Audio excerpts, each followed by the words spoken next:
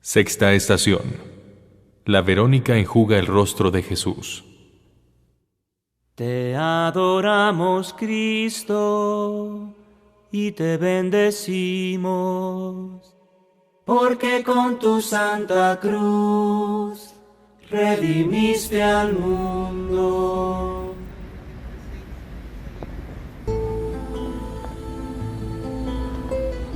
Aunque el nombre de Verónica no es mencionado en los evangelios, la tradición la recuerda por el gesto de compasión y delicadeza que tuvo con Jesucristo. Verónica se abre paso entre los soldados, arriesgándose a recibir los mismos insultos o incluso los golpes que Cristo recibía, para enjugar con un velo el rostro del Maestro. Jesús quiso dejar en aquella tela su rostro impreso. Le deja así a Verónica un recuerdo imborrable de aquel acto de caridad que tuvo con él. Esta escena nos recuerda aquella en la que una mujer pecadora derramó un perfume en los pies de Jesús y lo enjugó con sus cabellos. Jesús dice de aquella mujer: una obra buena ha hecho conmigo. Las mismas palabras podrían aplicarse también a la Verónica. De ella podemos aprender que ninguna circunstancia es impedimento para hacer el bien, sobre todo a aquellos que más lo necesitan. En nuestra parroquia, cuando me encargaron la presentación de este acto, organizado por la Cofradía de la Santa Faz, para celebrar el 44 aniversario de su fundación, viendo el título de la conferencia y al ponente, la verdad es que no sabía por dónde empezar. Dado el nivel de formación que tienen y la profundidad que se nos va a dar en el mensaje, con el título escogido para este momento.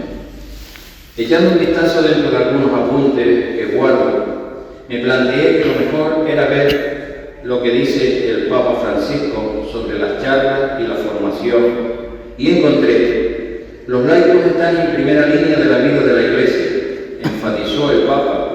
Demos gracias por los favores a los laicos que arriesgan, que no tienen miedo y que ofrecen razones de esperanza a los más pobres, a los excluidos y a los marginados. Además, en la carta Iti Fidelis Laici, la formación de los laicos ha de ayudarnos a vivir en la unidad de vida, buscar la santidad personal y no se olvida de su misión de santificar el mundo. Al mismo tiempo, son miembros de la comunidad eclesial y ciudadanos de la sociedad civil. Creo que con esto se nos da pie para presentar lo que nos ocupa hoy, una charla de formación no solo a nivel intelectual, sino también a nivel espiritual para nuestra vida personal. Bajo el título La Verónica, modelo de misericordia, y el ponente de todos conocidos, don Celso González Concepción. Él es natural de Breña Alta, La Palma, y fue ordenado diácono permanente el 21 de diciembre de 1997. Es diplomado en Dirección de Ventas y licenciado en Estudios Eclesiásticos por la Facultad de Teología del Norte de España, con sede en Burgos. Y en cuanto a las responsabilidades de su misión y responsabilidad pastoral, ha sido vicesecretario general del Sínodo Diocesano, delegado diocesano del Apostolado Secular, delegado diocesano de la Pastoral Misionera, subdelegado y más tarde delegado de enseñanza en el ámbito diocesano. Y en su labor como diácono permanente al servicio de la comunidad, su primer destino fue la parroquia del Carmen y el Coromoto, luego Santa María de Gracia, Las Nieves y Perpetuo Socorro en Finca España, y más tarde la parroquia de Nuestra Señora de los Remedios, Santa Iglesia Catedral, y actualmente realiza su misión de nuevo en la parroquia del Carmen y del Camino de la Viña, y además la parroquia de Nuestra Señora del Coromoto. Con nosotros, don Celso González Concepción. Buenas tardes.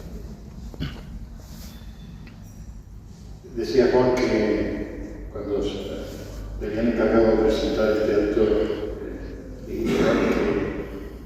te había planteado que no sabía cómo empezar, pues créanme que yo tampoco. Cuando Roberto habló conmigo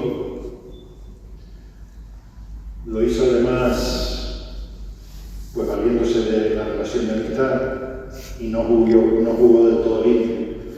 Porque me lo dijo de entrada en un momento así que estaba uno como muy en otras cosas, estaba en un momento muy emotivo, estaba San Benito delante de la parroquia del Carmen, en el Camino de la Villa, aquel encuentro histórico y tal, en ese momento me dice, oye, mira, que te quería pedir, no sé qué, y uno que lleva muchos años diciéndose, tengo que aprender a decir que no, pues todavía no ha aprendido a decir que no y le dije que sí.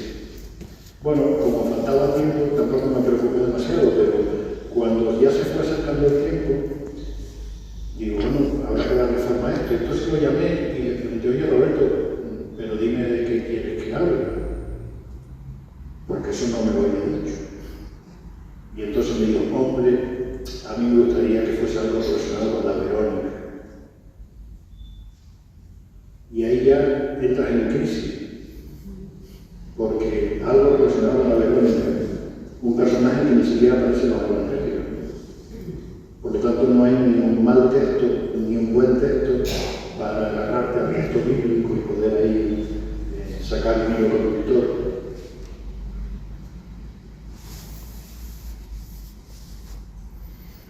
Un personaje que surge, una devoción que surge, por ahí en la Edad Media, como ustedes saben bien, que se le relaciona con la hemorroísa, aquella mujer a la que Jesús curó de los flujos de sangre, y una devoción pues, muy propia de Viernes Santo, de la sexta estación del Vía Crucis, la Verónica cura el rostro de Jesús. Bien, pues una vez aceptada la tarea y como quedaba feo el decirle a Roberto, pues mira, no voy a poder porque tengo un entierro a las 7 de la tarde, que no iba a volar. Digo, bueno, pues nada, vamos para adelante. Y empecé seriamente a darle vuelta. Y reconozco que me ha ayudado muchísimo el darle vuelta. Y voy a compartir con ustedes en familia una reflexión. De hecho, me llamó el otro día para preguntarme, ¿necesitas algo? ¿Necesitas proyector, pantalla? Y le dije, no, yo a ver. Porque me parecía que lo que tengo que compartir con ustedes es una reflexión que iba haciendo desde lo que he entendido y que va a ser relativamente breve, les voy a agradecer. Es el 44 aniversario. Así tengo la certeza de que los 45 no lo han menos. De tal manera que no me preocupa el tiempo, pero no crean que voy a estar una hora hablando porque no lo voy a hacer. Lo primero que pensé es que el sentido de las cofradías de Semana Santa, las cofradías de Pasión, más esta, que nace en el Viernes Santo, el sentido de estas cofradías nacieron para contemplar la pasión y muerte de Jesucristo e imitar. Para eso nacieron las cofradías. Esta realmente. Siendo esto así, me salió el título, porque me pidió también el título. No, dame un título, ay, pues venga, hay que buscar un título. Y mi intuición y mi corazón decía que si algo me inspira a mí devoción de la Verónica y de la Santa Frase, es la palabra misericordia. Porque la acción de esta mujer de limpiar el rostro de Jesús, a mí al menos me invita a reflexionar sobre la compasión y el servicio al prójimo, y eso se llama misericordia. La imagen de la Santa Faz nos recuerda que la fe no se puede limitar solo a una creencia de cabeza intelectual, que la fe se tiene que expresar en acciones concretas de amor y de entrega.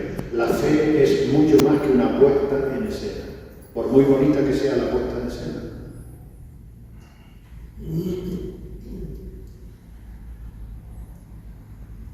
Vamos allá. Lo primero que hice fue buscar y definir bien la palabra misericordia. Les ofrezco 3 definiciones. La primera de la RAE, oficial, de la Real Academia, dice que la misericordia es la virtud que inclina el ánimo a compadecerse de los sufrimientos y misericordias miserias ajenas. Así define la RAE la misericordia: virtud que inclina el ánimo a compadecerse de los sufrimientos y miserias ajenas. No está mal. Creo que la Verónica sintió que su ánimo se inclinaba a compadecerse de alguien con aspecto miserable y con claras muestras de sufrimiento. Pero hay una definición de misericordia que me gusta más, es del Papa Francisco. Dice: la misericordia es la ley fundamental que habita en el corazón de cada persona cuando mira con ojos sinceros al hermano que encuentra en los caminos de la vida. Me parece precioso.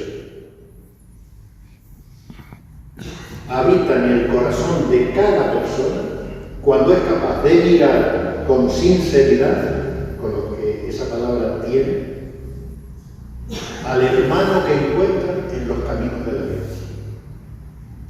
En este encuentro de la sexta estación del Vía Crucis hubo miradas, claro que hubo miradas. Una mujer que mira y se compadece y realiza un gesto. Y seguro que hubo una mirada de respuesta, agradecida. Y hay una tercera definición de misericordia, podríamos llamarla definición, que a mí me parece que es la completa. Y la da el propio Jesús. Cuando se le acerca un letrado, un maestro de la ley, dice el texto que para ponerle a prueba, que era muy común en los encontronazos con Jesús, le preguntan aquello de: maestro, ¿qué tengo que hacer para heredar la vida eterna? Igual que se le preguntó el joven rico. Jesús le dice: ¿qué dice la ley? Al final termina hablando del prójimo. Y aquel maestro de la ley le pregunta a Jesús: ¿y quién es mi prójimo? Y Jesús se fabrica, se inventa esa hermosísima parábola que llamamos del buen samaritano. La recordamos todos. Aquel hombre que va desde Jericó, cae allí en el camino, asaltado, lo dejan malherido, moribundo, y por allí van pasando personajes. Pasa un sacerdote, pasa un levita, dan un rodeo, pasan de largo, finalmente un extranjero, un no judío, un samaritano, se compadece, se acerca a él, lo cura, lo venda, lo carga sobre su cabalgadura, lo lleva a la posada, le da dinero al posadero, cúralo, si te gastas más de lo que te doy ahora yo te lo pagaré. Y al final de ese relato precioso, Jesús se queda mirando a aquel letrado y le dice: ¿quién de los tres, el levita, el sacerdote o el samaritano, quién de los tres crees tú que actuó mejor? Y la respuesta que le da aquel letrado es: el que practicó la misericordia con él. El que practicó la misericordia con él. Y Jesús le suelta: anda y haz tú lo mismo. Queda definida perfectamente la misericordia, incluso con las dos anteriores, incluso la de la RAE, la virtud que inclina a compadecerse de los sufrimientos y miserias ajenas, o la del Papa Francisco, la que está en el corazón y se manifiesta cuando se mira con sinceridad al hermano con el que te cruzas. Anda y haz tú lo mismo. Los últimos papas, Benedicto XVI, Juan Pablo II, Francisco, han sido muy sensibles a esta expresión de la misericordia. Se nos ha convocado el año de la misericordia, se nos convocó. Y decía Francisco: estamos llamados a hacer que crezca la cultura de la misericordia. La cultura de la misericordia. Una cultura en la que nadie mire a otro con indiferencia ni aparte la mirada cuando vea el sufrimiento del hermano. Esto que se dice más fácil de lo que se hace, porque es difícil no apartar la mirada de ciertos sufrimientos. Hay ciertos sufrimientos ante los que uno aparta la mirada. A veces la gente lo dice: yo cuando pongo la tele esas imágenes de las pateras o de las guerras, yo me quito. Yo me quito. No quiero verlo. Por aquello de ojos que no ven, corazón que no siente. Una cultura en la que el mirar cuando vea sufrir al hermano. Pues desde ahí yo me gustaría compartir con ustedes 4 aspectos de la misericordia que me parece que se dan en esta escena. 4, podrían ser 8 o lo que ustedes quieran, pero yo he elegido 4. Primero, la misericordia es perdón. Lo primero de todo. El perdón es el mayor signo visible del amor de Dios. No existe una sola página del Evangelio que no esté inspirada en ese imperativo del amor que llega hasta el extremo y hasta el perdón. Cualquier encuentro de Jesús con cualquiera que aparece en los Evangelios. Siempre hay un encuentro que sana, un encuentro que reconstituye y un encuentro que perdona. Tus pecados te son perdonados. Anda, ve y no peques más.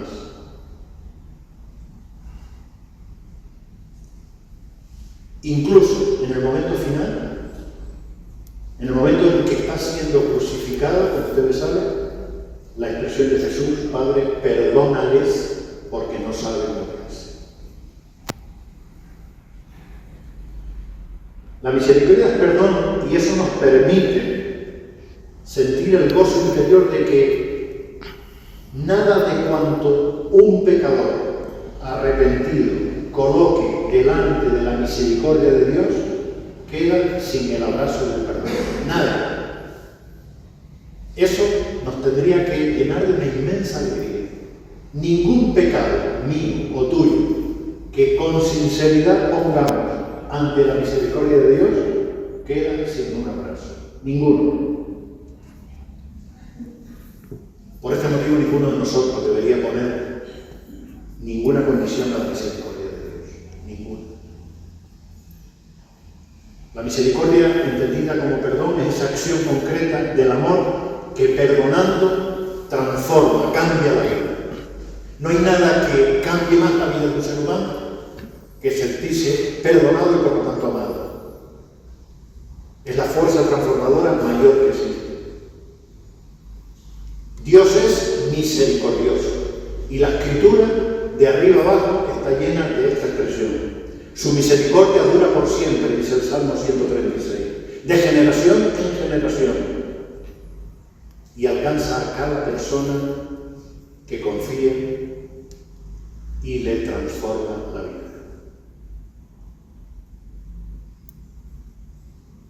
De aquí surgen para mí 2 interrogantes que al final los dejaré a modo de preguntas de reflexión.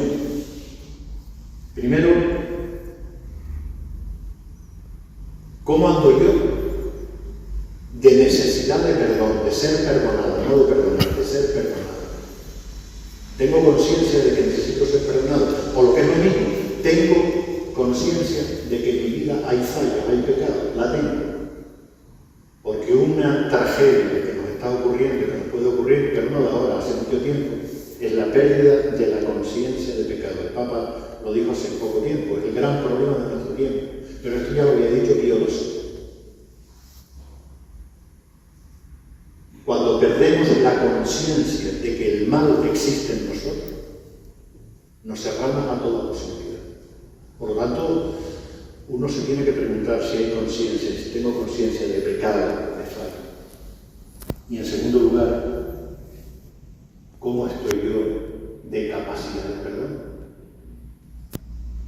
Porque somos seguidores del pecado, ¿no? El perdón no es fácil. Yo creo que me tengo que revisar continuamente si soy una persona capaz de perdonar. De perdonar con sinceridad. O en mi vida hay excesivo rencor, memoria histórica del mal que me hiciste, aquello que me hiciste, aquello que me hicieron, aquello que me. Y en el fondo de la historia no se coloca Dios, no estoy colocando yo. La misericordia es perdón. En segundo lugar, la misericordia es consuelo. La misericordia es el rostro rostro de la consolación.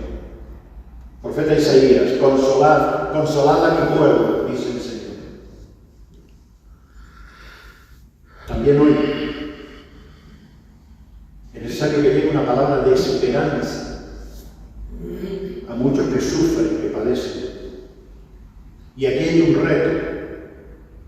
No nos dejemos robar nunca la esperanza que proviene de la fe en el Señor. Ayer en la parroquia estábamos en un grupo trabajando un material de vocación y yo lo compartía con la gente.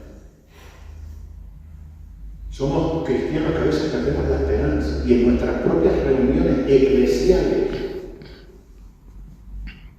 somos gente sin esperanza. Esto va cada vez peor, la iglesia cada vez va peor, las vocaciones, no hay cura, todos tiramos para la verdellada, solo hay 5 seminaristas, solo hay 7, como si la iglesia se acabase en Tenerife. Cuando resulta que el domingo celebramos el domo y decimos, uy, pero es que hay 12.000 misioneros españoles en el mundo, uy, pero es que hay 35 hombres y mujeres de Tenerife, La Palma, La Brea y el Hierro que están dando el cambio por el mundo, en los peores lugares del mundo, en los suburbios de Nairobi, trabajando como enfermos de SIDA, trabajando con las maras que se dedican al tráfico por la droga, rescatando niñas de la prostitución. ¿Por qué esa visión tan negativa de las cosas? Es verdad que nosotros aquí, en la vieja Europa, nosotros tenemos un problema de vocaciones ministeriales, claro que es verdad, y hay que rezar, porque hay más cura, claro que sí, pero de ahí a una mirada sin esperanza. Me decía ayer una señora, empezamos primero a poner en común, dice, uy, dentro de unos años la mitad de las iglesias habrá que cerrarlas y se convertirán en otra cosa, porque esto es la fin de... No nos dejemos robar la esperanza, porque la esperanza viene de la fe en el Señor resucitado, porque la iglesia es del Señor, no es nuestra, la iglesia es de Él. Jamás debe decaer, menguar la certeza de que el Señor nos ama. Esa es la certeza que hace un cristiano. Miren, hay muchas personas religiosas, hay muchas personas que practican cuestiones religiosas, pero seguidores del Señor, auténtico seguidor, auténtico discípulo, solo es aquel que ha experimentado en su vida que Dios le ama y le llama. Dios me ama y me llama.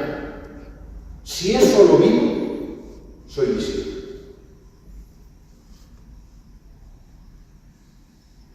Que es algo más que seguidor.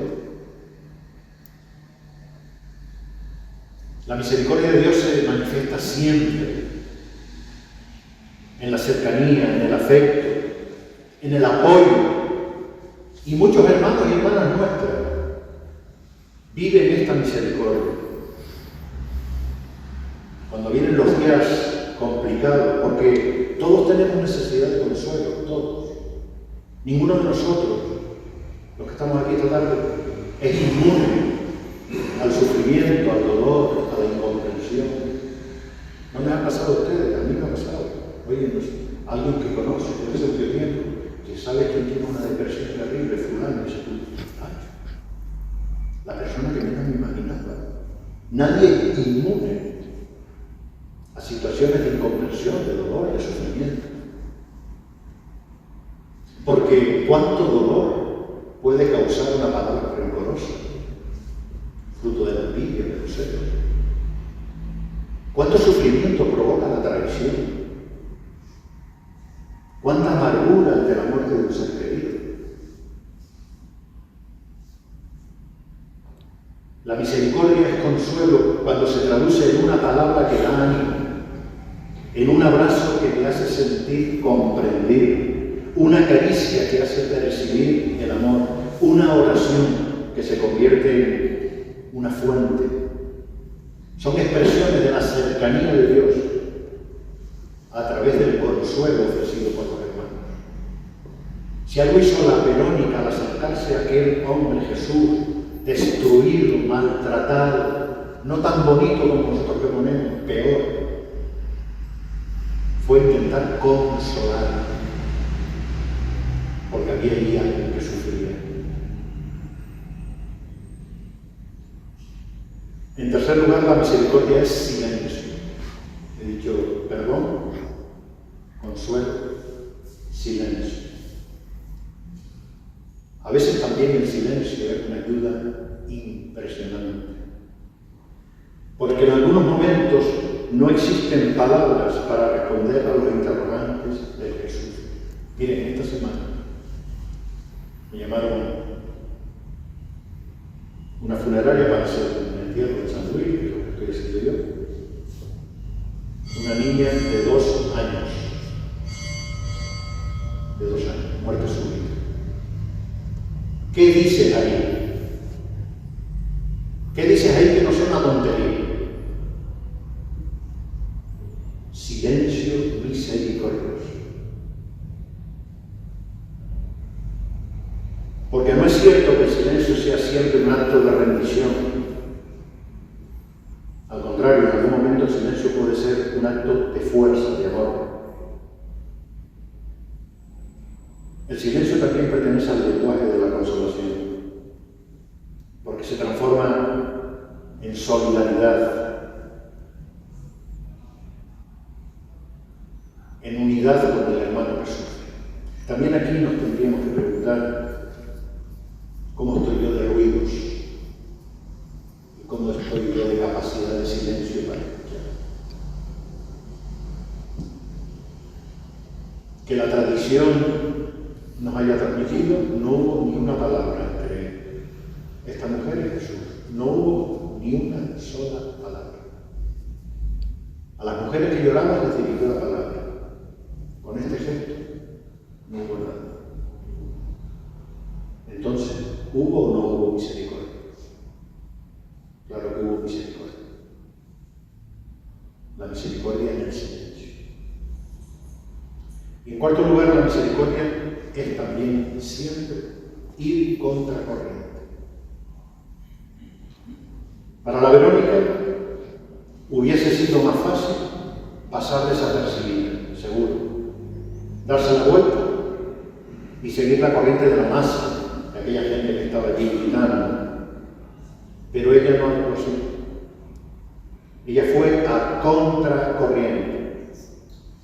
Y nos enseña cómo debemos actuar nosotros también en medio del mundo en más de una ocasión. Aquella mujer recibió el nombre de la Verónica, que como ustedes saben significa verdadero icono, verdadera imagen, vera imagen, por aquel gesto que tuvo con Jesús.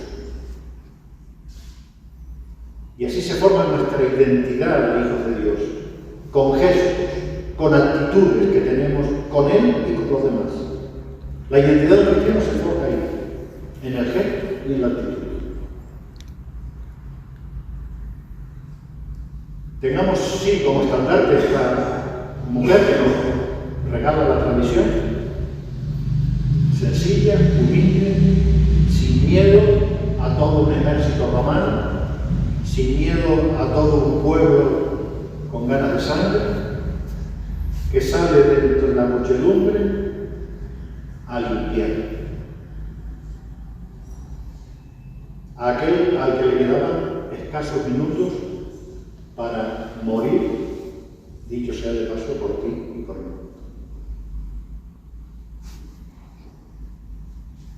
Y nos tiene que llenar de esperanza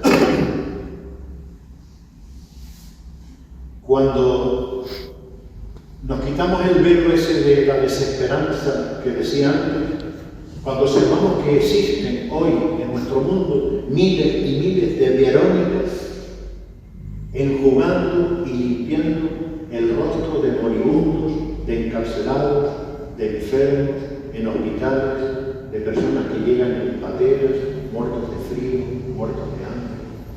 Estas son las Verónicas de hoy. Me gusta mirar a los 3 curillas del hierro, que están todos los días en el muelle de la Restinga, como un voluntario más, recibiendo inmigrantes, consolándonos, a veces en silencio porque no se comparte el idioma ni la lengua. Hay miles y miles de Verónicas en este mundo. que están donde tienen que estar y que su generosidad contrasta con la indiferencia de los poderosos que se acostumbran ya a ver rostros ensangrentados, pueblos en guerra, niños debajo de los escombros. No me digan que no les escandaliza lo que está ocurriendo en el Oriente Próximo, en Gaza, en Cisjordania, en el Líbano, en Ucrania. Es de escándalo. Y ante eso, también a veces los cristianos tenemos que ser políticamente incorrectos e ir contra corriente. Pueblos en guerra, mares que se convierten en el mayor cementerio que ha tenido nunca la humanidad. Miles y miles y miles de migrantes hundidos en nuestro seno, huyendo del hambre y de la miseria. Les prometí ser breve, no sé cuánto llevo, pero acabo. Me gustaría que de este compartir con ustedes, como conclusión, pues dejar unos interrogantes en el aire que nos puedan servir para nuestra reflexión personal.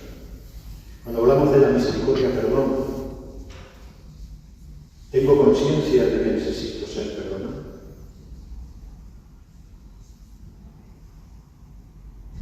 ¿Soy capaz yo de perdonar?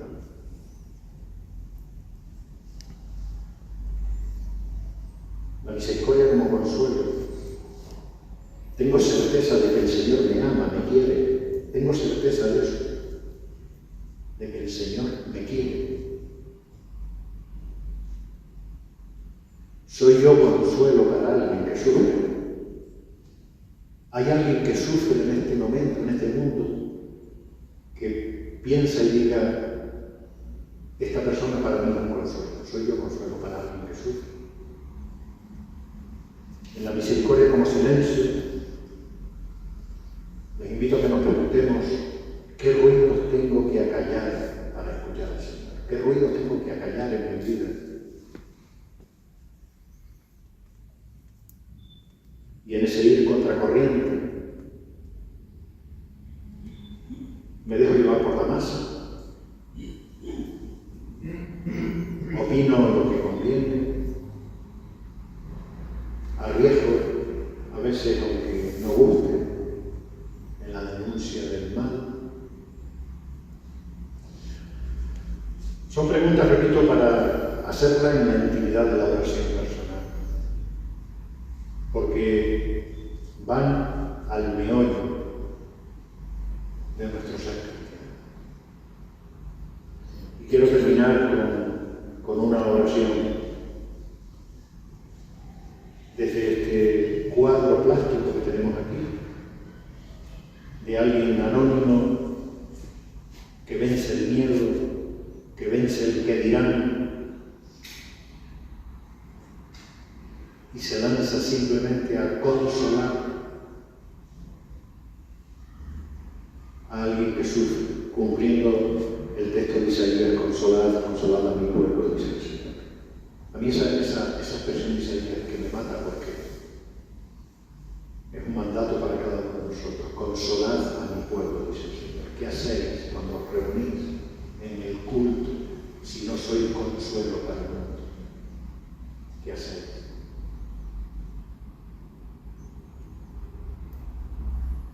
Danos, Señor, la sensibilidad necesaria para descubrir en el rostro del que sufre, del maltratado, del inmigrante, del abandonado, tu rostro sufriente. Danos valentía para mostrar a todos su rostro y su cuerpo lleno de heridas por la indiferencia, la hipocresía y la injusticia. Protégenos, Señor, de la oscuridad del corazón que ve solamente la superficie de las cosas. Graba tu rostro en nuestros corazones para que así podamos encontrarte y mostrar al mundo tu imagen. Te lo pedimos a ti, que vives y reinas por los siglos de los siglos. muchas gracias, no me llamen más. Y que de verdad, pues el pertenecer, lo que pertenezcan a una cofradía como esta, sirva para intentar ser el mejor rostro de Dios en el mundo.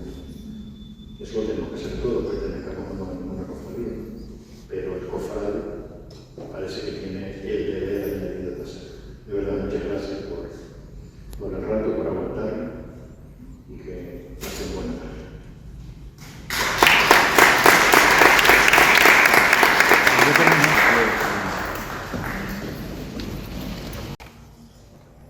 Cofradía La Santa Fe, nacimiento de Don Celso González Concepción, por su colaboración en el 44 aniversario. Muchas gracias.